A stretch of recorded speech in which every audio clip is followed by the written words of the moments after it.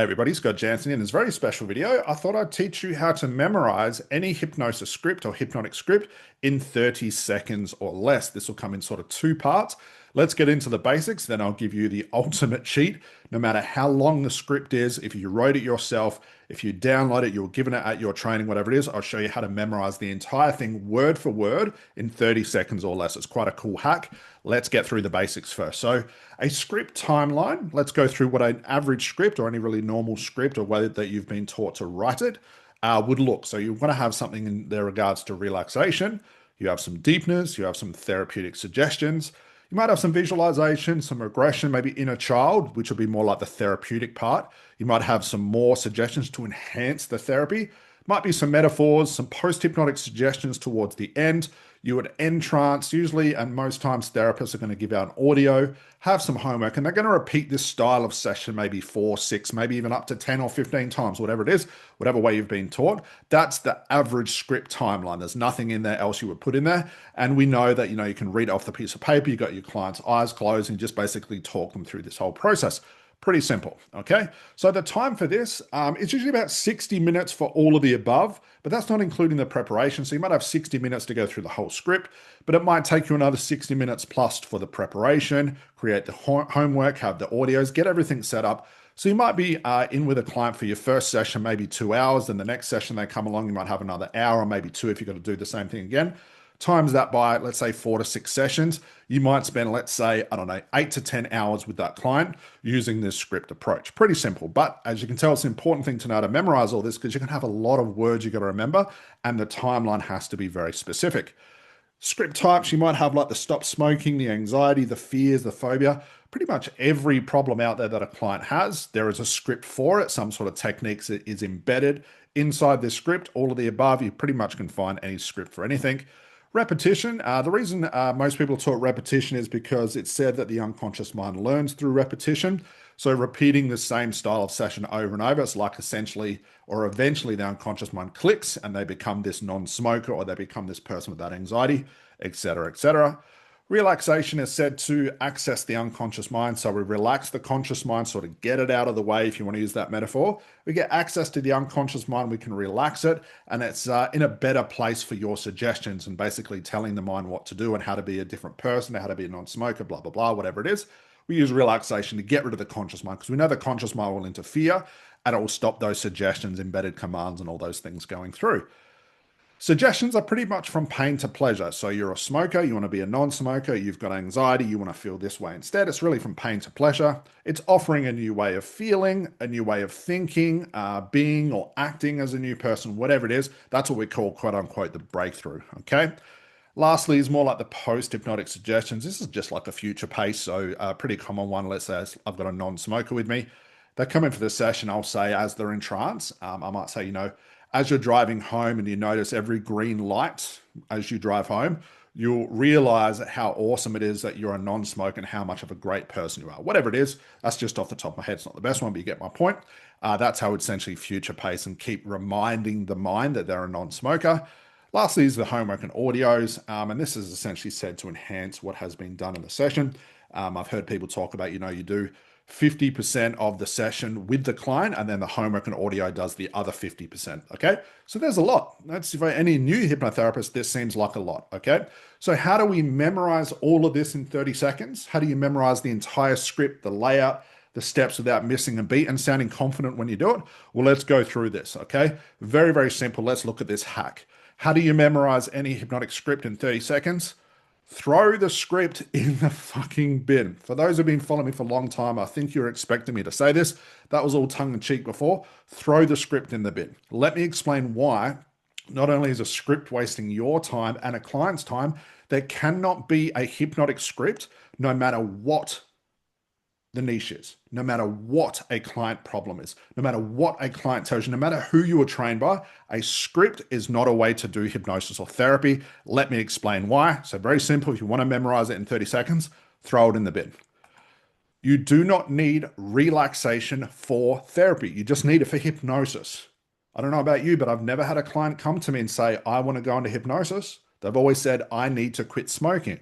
I need to overcome this fear of spiders. I need to become confident in my workplace to be able to get a better job and earn more money.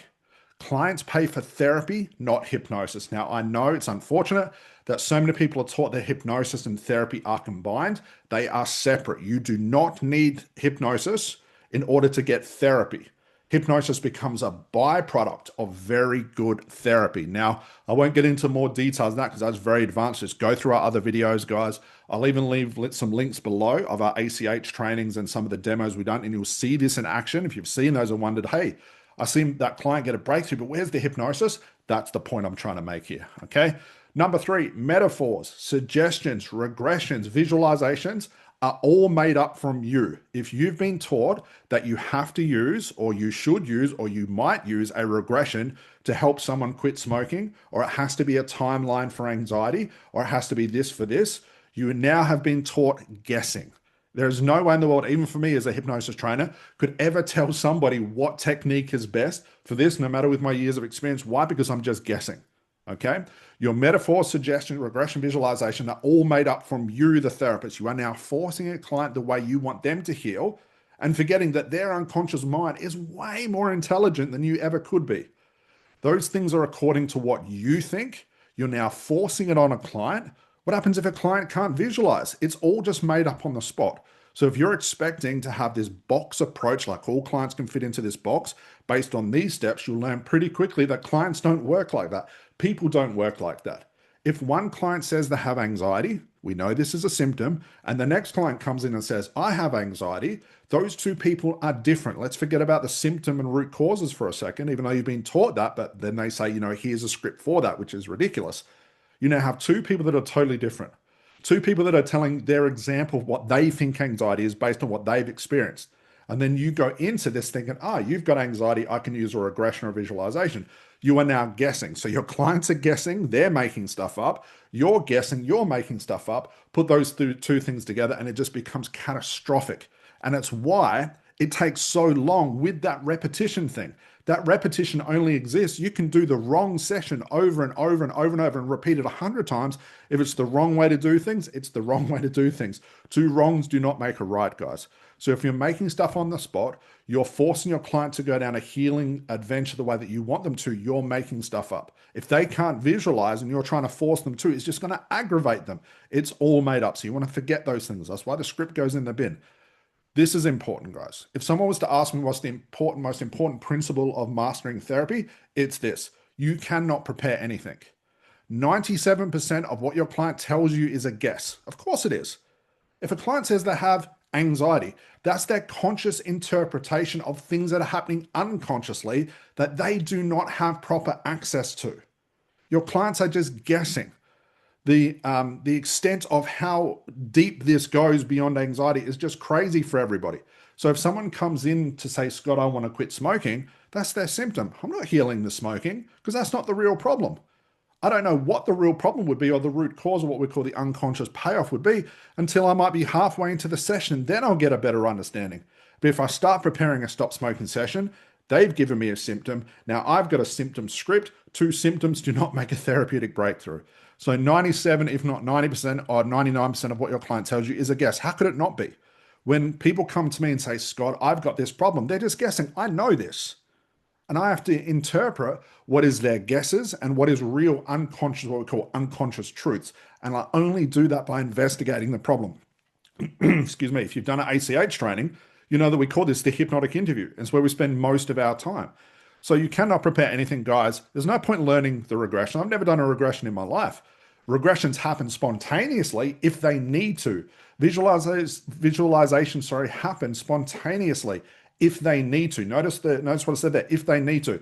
If my client goes into a regression, I don't have to give them 3 scenes. I don't have to have them explain it to me. The fact they went there means their unconscious mind is in control. It'll work out all the details. I don't need to know.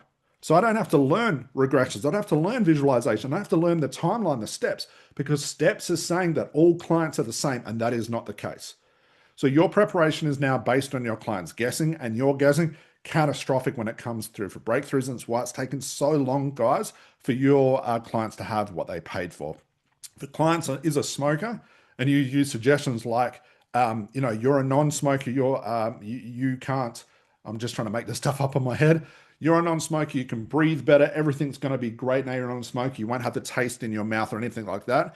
You can't have anything as a non-smoking suggestion. This is a symptom. The same with anxiety, it's the same with weight loss, guys. Okay. So there's no such thing as suggestion. So if you're looking at your script, a stop smoking script, your client says, I want to quit smoking. Now we know that's a symptom, but every suggestion in there is about non-smoking. It becomes ludicrous. That's why we can't script this stuff.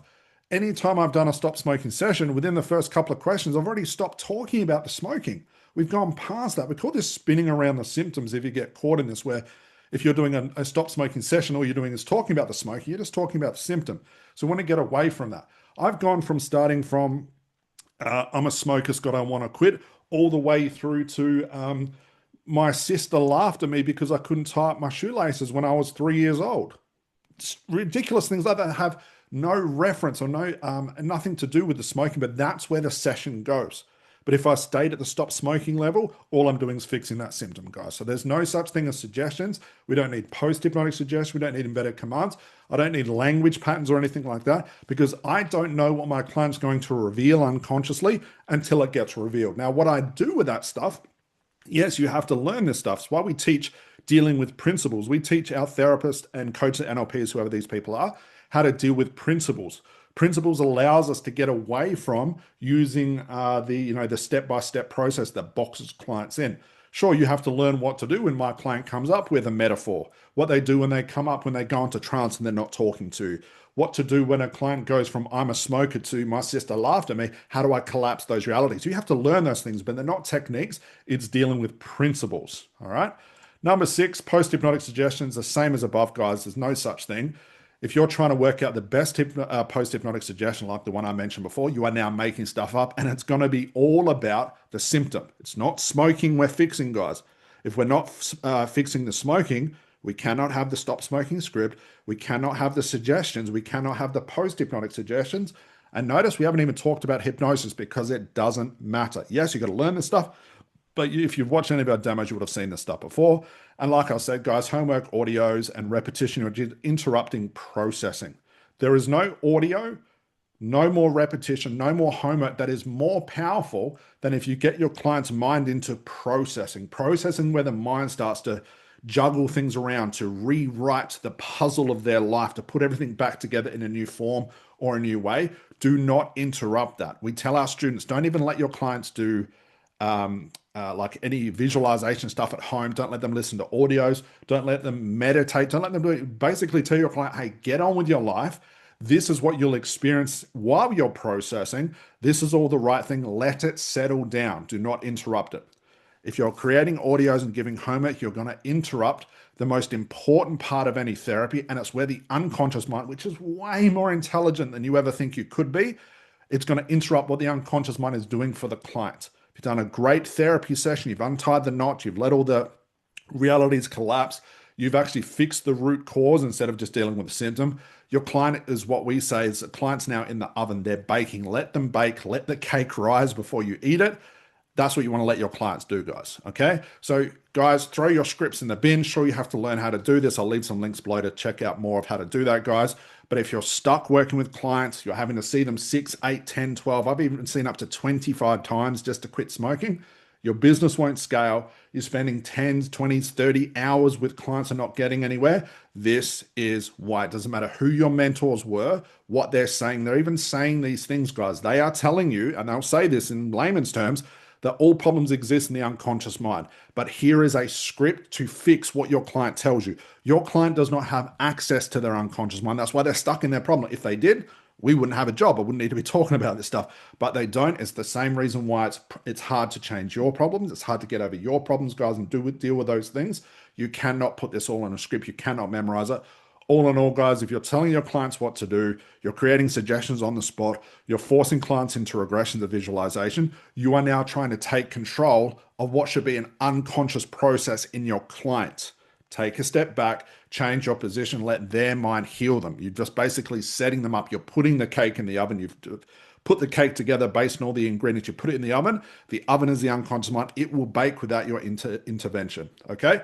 So guys, hopefully that was informative. I'll see you in the next video. Bye for now.